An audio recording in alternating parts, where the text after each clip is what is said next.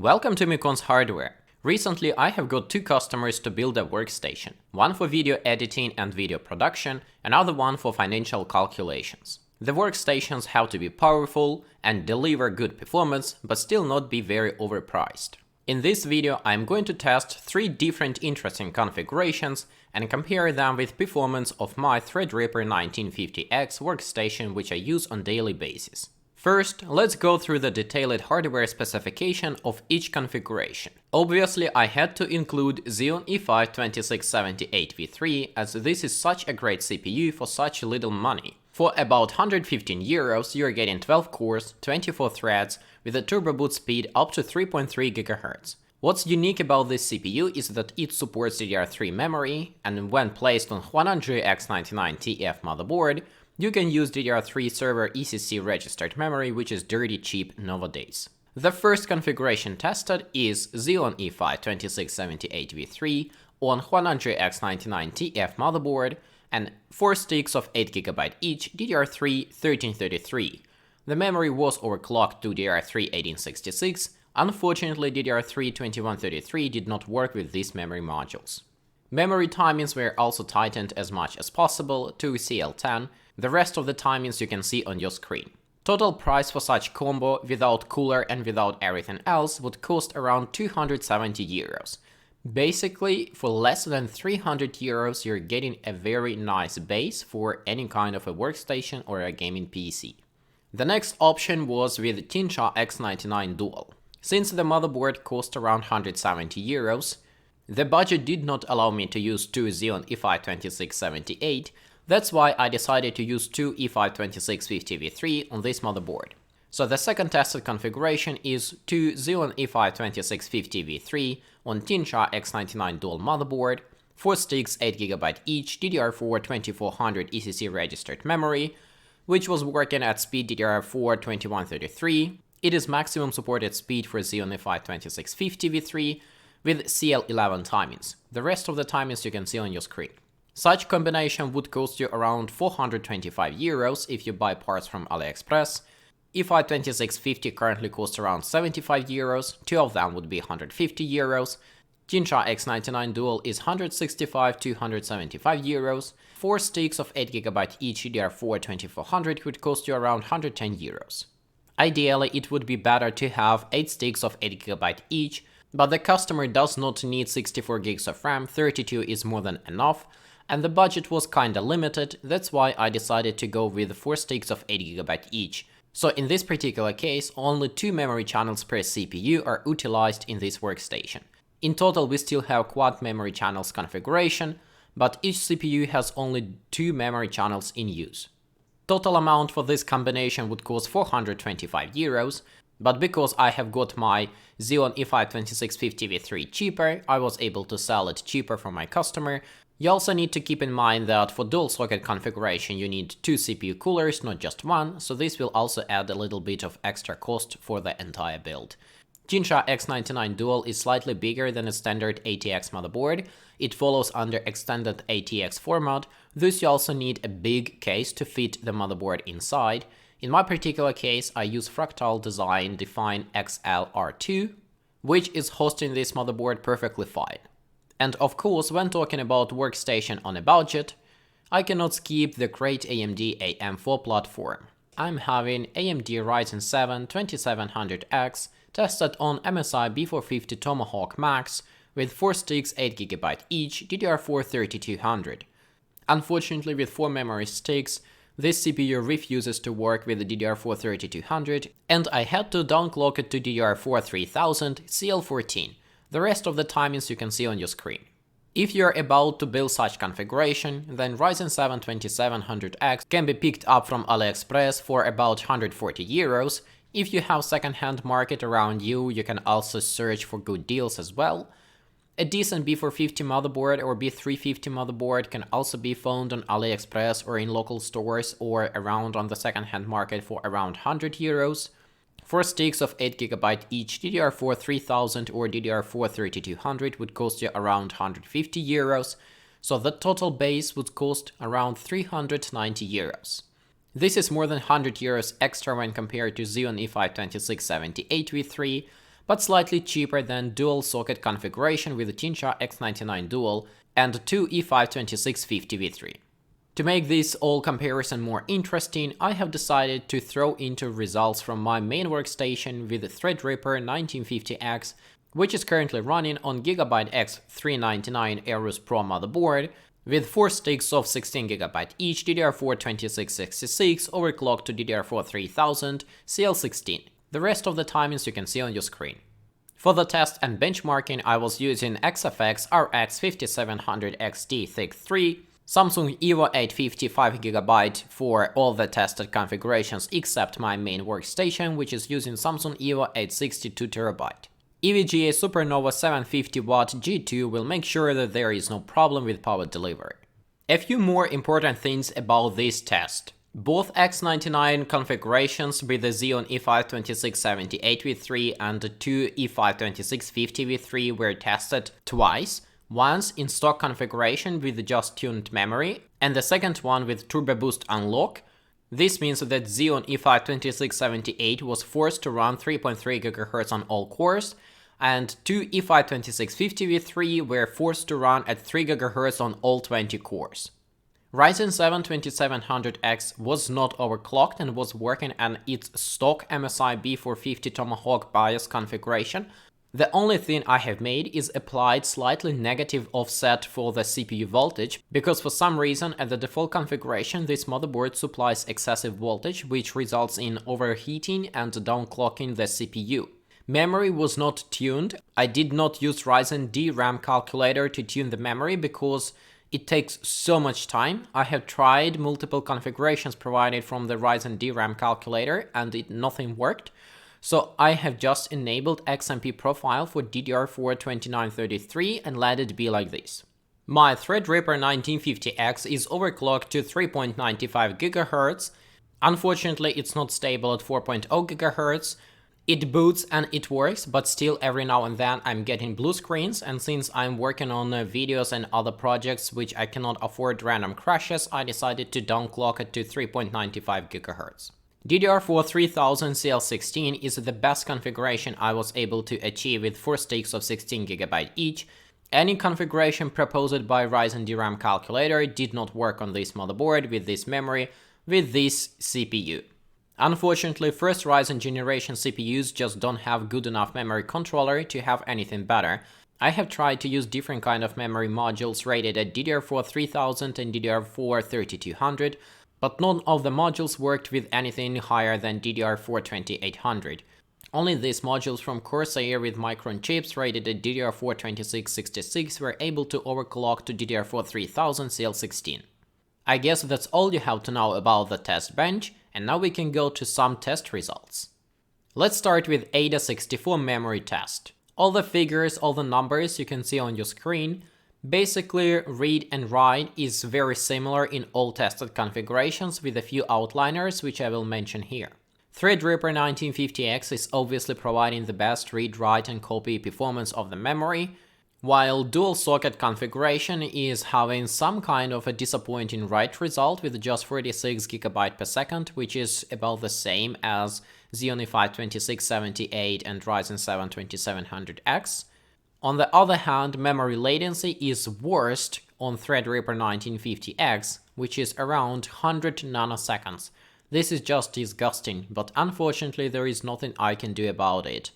If I would install 4 sticks of 8GB each, single ranked modules for 32GB in total, it's possible to tighten timing significantly and get way better pictures, but in my case I need 64 gigs of RAM, so I have to suffer with this disgusting memory latency.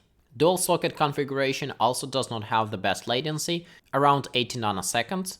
Applying Turbo Boost unlock on Tinsha X99 Dual decreases memory latency from 82 nanoseconds to 80 nanoseconds. The rest values are identical with or without Turbo Boost unlock. Probably everyone knows that Ryzen CPUs do not have the best memory latency when compared to the latest Intel CPUs such as Core i7 and Core i9, but in this particular case Ryzen 7 is actually providing the best memory latency, 70 nanoseconds, and Xeon E5-2678 is not far behind, 71 nanoseconds. If you're curious to see all the other detailed results, just put the video on pause and study the graph. CPU Z and Geekbench 5 single-core results you can see on the screen. As expected, Ryzen 7 2700X, which has highest single-core turbo frequency to 4.3 GHz, providing the best results here. CPU Z scores 493 points, and Geekbench 5 score is 1143 points. The second place goes to Threadripper 1950X with 458 points and 1027 points. The third place goes to Xeon E5-2678 with and without Turbo Boost Unlock. The scores are almost identical, around 370 points in CPU Z and 840 points in Geekbench. The last place, as expected, goes to Xeon E5-2650 with the lowest turbo frequency of just 3 GHz. It has around 335 points in CPU Z and around 770 points in Geekbench 5. With or without Turbo Boost Unlock, it doesn't really matter. Multi-score results are a bit more interesting. Even though two E5-2650 V3 have 20 cores in total with 40 threads, the scores are not that much better when compared to E5-2678 V3. Threadripper 1950X with its 16 cores running at 3.95 GHz shows the best results. In CPU Z we have 9700 points and Geekbench 5 score is 13,770 points. The second place goes to two E5-2650 V3 with Turbo Boost Unlock, 7700 points in CPU Z, 9800 points in Geekbench 5. Third place goes to Xeon E5-2678 with Turbo Boost Unlock and two E5-2650 without Turbo Boost Unlock. In Geekbench 5, 2678 scores slightly better, 9300 points, while two Xeon E5-2650 have 9100 points, but in CPU Z, two 2650 have 6400, while 2678 has just 5500 points. And the last place is occupied by E5-2678 V3 without Turbo Boost Unlock with Ryzen 7 2700X. In CPU Z, Ryzen is winning, in Geekbench 5, 2678 is winning, but the score is roughly identical, around 5000 points in CPU Z and around 8200 points in Geekbench 5. Cinebench R15 and Cinebench R20, even though these are kinda synthetic tests, but they are actually representing real workloads of the Cinema 4D software, so it's interesting to see how these CPUs would perform. Not surprising, Threadripper 1950X is taking the first place, 7300 points in Cinebench R20 and 3200 points in Cinebench R15. Two E5-2650 are falling behind, and the gap in Cinebench R20 is significantly bigger than in Cinebench R15, probably because of the newer instructions being utilized by Cinebench R20 and not by Cinebench R15. Results with unlocking Turbo Boost and without unlocking Turbo Boost are very similar, around 6000 points in Cinebench R20 and around 2700 points in Cinebench R15. Then we have E5-2678 with Turbo Boost Unlock and Ryzen 7 2700X are showing very similar scores, around 1900 points in Cinebench R15 and around 4100 points in Cinebench R20. The last place is occupied by E5-2678 V3 without Turbo Boost Unlock, 1700 points in Cinebench R15 and 3700 points in Cinebench R20. Already here we can see that Ryzen 7 2700X, even though it has just 8 physical CPU cores, able to beat 12-core Xeon when it's working at its stock configuration, and it's basically staying on par with the Turbo Boost unlocked E5-2678. If you don't know, E5-2678 is exactly the same CPU as E5-2080 V3, just with DDR3 memory support. Let's look at some other figures. RealBench and PCMark10 results. I do not trust these benchmarks, and I think these benchmarks are a bit misleading and a bit biased, but still I decided to go through the benchmarks and provide you results, so if you're interested, put the video on pause and take a look. In short, PCMark10 favors Ryzen 7 2700X, and RealBench thinks that Threadripper 1950X overclocked to 3.95 GHz is the best CPU out of all the tested configurations. Corona benchmark. In this case, we do not have points, but rather we have time to complete the render. E5-2678 and Ryzen 7 2700X are again showing identical results of 1 minute 58 seconds. which I would say is amazing result for AMD Ryzen CPU, which is able to match Xeon CPU with 12 cores, but it's also amazing result for E5-2678 because it costs just €115 in providing such a good result. Unlocking Turbo Boost of E5-2678 decreases the render time to 1 minute 46 seconds, which is a nice boost. 2 Xeon E5-2650 V3 with and without unlocked Turbo Boost, as well as Threadripper 1950X overclocked to 3.95 GHz are showing very similar results. Threadripper is taking the crown with 1 minute 9 seconds, Xeons are falling behind with 1 minute 13 seconds and 1 minute 14 seconds without Turbo Boost unlock. WinRAR and V-Ray benchmarks. I know these are not similar benchmarks, but I had to somehow structure my graphs, and these two aligned well together. It's very well known that WinRAR is very not optimized for AMD CPUs, and even older Intel CPU can beat crap out of AMD Ryzen CPUs. This is not problem of the CPUs, it's a problem of the software. Still, let's take a look at the results. E5-2678 is having the best result, with around 34,000 points when Turbo Boost unlocked and 31,000 points without Turbo Boost unlock. 2 E5-2650 V3s are falling behind with 21,000 points without Turbo Boost unlock and 23,000 points with Turbo Boost unlock. Probably this is memory bandwidth limitation because we have just 2 memory channels per CPU. With the E5-2678 we have 4 memory channels utilized. Even though Threadripper 1950X has 4 memory channels available, it still shows the worst result in these benchmarks, just 11,000 points, and Ryzen 7 2700X is slightly better with 14,000. On the other hand, V-Ray benchmark is showing the lead of Threadripper 1950X with 20,000 points, 2 Xeon E5-2650s are falling behind, 18,000 points with a Turbo Boost unlock, 17,000 points without Turbo Boost unlock, and the last place is taken by E5-2678 and Ryzen 7 2700X again. Very similar figures as before. Without Turbo Boost unlock, E5-2678 is trailing 2700X, and with Turbo Boost unlock, it's slightly ahead. All in all, the scores are around 12,000 points. Now let's take a look how these CPUs and configurations are gonna perform in Handbrake video encoding and DaVinci Resolve video rendering. In this case, I'm going to render a video in DaVinci Resolve in 4K. This is one of the videos from my channel with a length of 21 minutes. After that, I'm going to run Handbrake to convert video from 4K and unlimited bitrate to YouTube 1440p. As expected, my Threadripper 1950X is taking the first place. DaVinci Resolve has finished its job in just 22 minutes. The second best result goes to Ryzen 7 2700X. It has completed the work in 26 minutes. Xeon E5-2678 falling slightly behind. With the Turbo Boost unlock, it takes 27 minutes. Without Turbo Boost unlock, it's 31 minutes. And the 2 Xeon E5-2650 V3 are showing quite bad results in this workload. DaVinci Resolve consumed 32 minutes with the Turbo Boost unlock and 37 minutes without Turbo Boost unlock.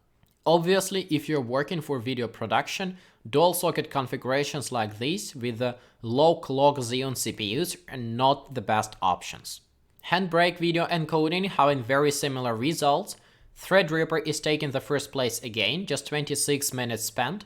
Ryzen 7 2700X is taking the second place with the 27 minutes spent. E5-2678 with Turbo Boost unlock and 2 E5-2650 with Turbo Boost unlock are showing very similar results, 32 minutes spent. 2 E5-2650 without Turbo Boost unlock need 35 minutes to complete the encoding, and E5-2678 without Turbo Boost unlock takes 37 minutes to complete. Once again, we can see how good Ryzen 7 2700X is for these kind of workloads. Even though it has just 8 cores, 16 threads, its results are basically comparable with my Threadripper 1950X, which has double the cores and double the threads. It's important to mention that during this benchmark, Ryzen 7 2700X was utilized to about 100%, while Threadripper 1950X utilization stayed around 50%. So in theory, you can run DaVinci Resolve rendering and Handbrake encoding at the same time on Threadripper machine, while Ryzen 7 2700X would have to do it one by one.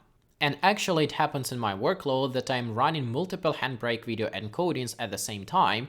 This is where Threadripper 1950X shines in its glory. Those extra CPU cores are being utilized by another video encoding process, and then I can save quite a lot of time when compared to Ryzen 7 2700X. One more real-world benchmark.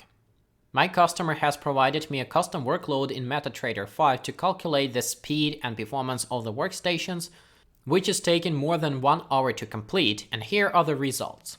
E5-2678 with and without Turbo Boost unlock, as well as Ryzen 7 2700X are showing very similar results. To complete the workload, the CPU spent more than 1.5 hours. This is quite significant amount of time. But when we switch to two Xeon E5-2650 V3 or Threadripper 1950X, the time to complete has reduced to just a bit over 1 hour. Threadripper 1950X is still leading the pack, but two E5-2650 V3 is not that far behind. 1 hour and 6 minutes for Threadripper, 1 hour 6 minutes and 3 seconds for Threadripper 1950X, 1 hour 6 minutes and 4 seconds for E5-2650 with Turbo Boost unlock, and 1 hour 9 minutes 38 seconds for two E5-2650 V3 without Turbo Boost unlock. Yet again, we see that making Turbo Boost unlock does not make much sense, and for this particular workload, two E5-2650 V3 is actually an excellent option if we keep in mind the price of this dual socket configuration compared to Threadripper 1950X setup. Even though this video is about video editing and financial calculations workstations, I still have decided to test two games which I play the most. Let's start with Red Dead Redemption 2 and see how these workstations are performing in this game.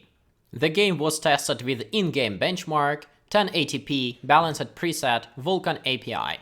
As I mentioned before, for the GPU I'm using XFX RX 5700 XT. The test results are at least unexpected for me. Xeon E5-2678 with Turbo Boost unlock is providing the best result, with averages 133 FPS and minimum 74 FPS. The second place is still taken by Xeon E5-2678, but without Turbo Boost unlock, 127 FPS on average and 73 FPS on minimum. The third place is taken by two E5-2650 V3 with Turbo Boost unlock, 125 FPS on average and 71 FPS minimum. Then we have Ryzen 7 2700X, which has 122 FPS on average and 68 FPS on minimum. Just a few slides ago I was mentioning how good Ryzen 7 2700X is for video editing. Unfortunately, it's not as good for games as for video editing. In this case, much older Xeon E5-2678 with much lower clock frequency is able to overtake Ryzen 7 2700X, which is a bit disappointing. Two Xeon E5-2650 V3 without Turbo Boost unlock have 110 FPS on average and 66 FPS on minimum, and my workstation with the Threadripper 1950X is providing very disappointing results, 98 FPS on average and 34 minimum FPS.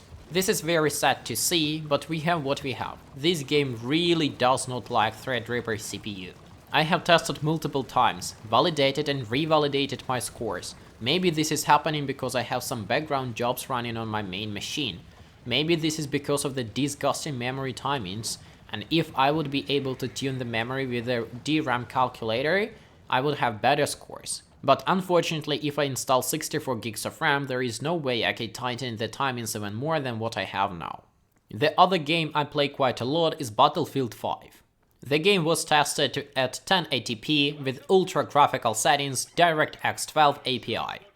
It is way much more optimized than Red Dead Redemption 2, that's why my Threadripper 1950X is not showing these miserable results. Still, Xeon E5-2678 is taking the first place. With the Turbo Boost unlock we have 170 FPS on average, I think this is the limit of the graphics card, and 142 1% low FPS. Without Turbo Boost unlock, average FPS stays at 170, but 1% low goes to 135. Ryzen 7 2700X keeps averages at 161, 1% low 135. Threadripper 1950X 164 on average and 122 1% low. 2 Xeon E5-2650 V-Ray taking the last place. Without Turbo Boost unlock it's just 155 FPS on average and 88 1% low FPS. With Turbo Boost unlock the result is slightly better, 165 FPS on average, 109 1% low FPS. Once again we see that Xeon E5-2678 is the best gaming CPU out of all the configurations tested. Still, Ryzen 7 2700X and Threadripper 1950X are showing quite good results.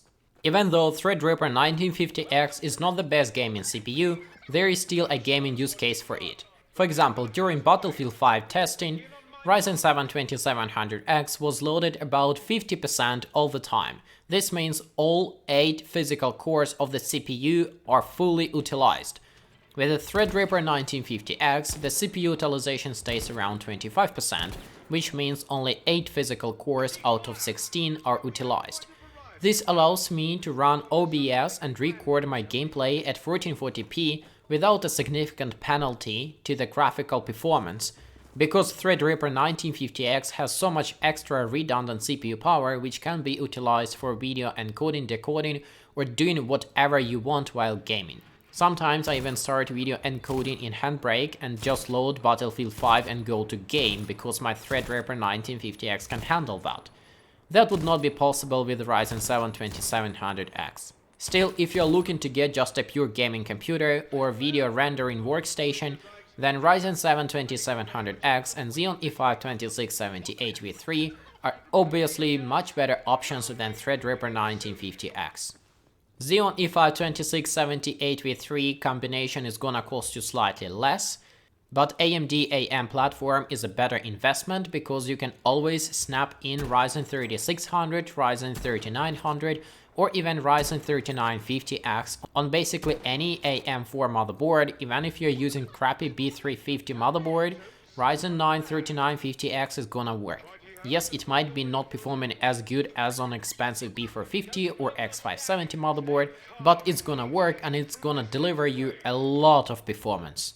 2 Xeon E5-2650 V-Ray is a very niche configuration, and if you have a workload which can be parallelized and utilizing this many cores at the same times, for example as fintech calculations, then it might be a good option for you. For general purpose, such as video editing or gaming, dual CPU setup is a complete waste. I'm not going to show price versus performance results because these configurations are so different and they are not comparable one to another. One is good in one place, another one is good in another place. So feel free to make a conclusion out of these results to which configuration is best suited for you, depending on what you do. If you game, if you do video editing, if you do video rendering, or if you're a heavy broker who does a lot of financial calculations. Still, if you have any doubts, feel free to leave me a comment and I will be happy to assist, or maybe I could even assemble a workstation for you. But for now that's all I have. Thanks for watching, thanks for listening, I hope it was interesting, I hope you have enjoyed it. Goodbye.